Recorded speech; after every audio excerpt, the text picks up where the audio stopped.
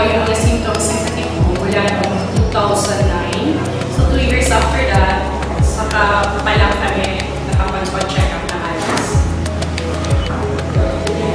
Naramdaman ko po yung sobrang tindi, yung sakit ng ulo na hindi ko maiwanan. Akala ko dahil lang meron akong migraine, so nasanay na ako na medyo sumasakit yung ulo ko. Until such time na talagang halos iuuto na yung ulo ko sa panila. Buti na lang hindi ko siya ginawa kasi nga na-diagnose ako na meron ako sa paraphrase hemorrhage. So parang naputukan ng ulat sa ulo. And then, from then on, doon pinaliwanag sa akin ng doktor ko na medyo critical yung sitwasyon. Ako po ay napagaling na C24/7 dahil marami akong pinitake na synthetic medicine. Nagtanong talaga ako kung ano yung makakagulong sa akin hanggang sa meron sa friend ako na nag-introduce sa akin kung attend sa seminar ng Ingluban. So doon ko nakita yung galing ng C24, sinubukan ko.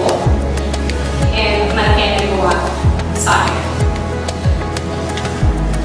Nag-take ako ng 9 capsules sa day ng C24/7. Wala preparation, kagad 9 capsules sa day.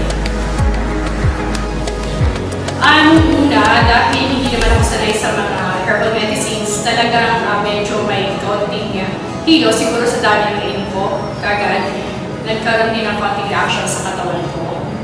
And then, sinabi sa akin ang apply ko, tuloy-tuloy ko lang. And sinunod ko lang yung apply ko.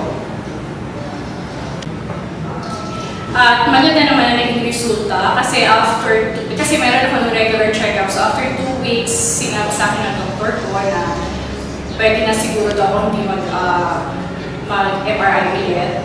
Kasi medyo nag-react na siya sa katawan ko. Nababawasan yung sakit ng ulo ko.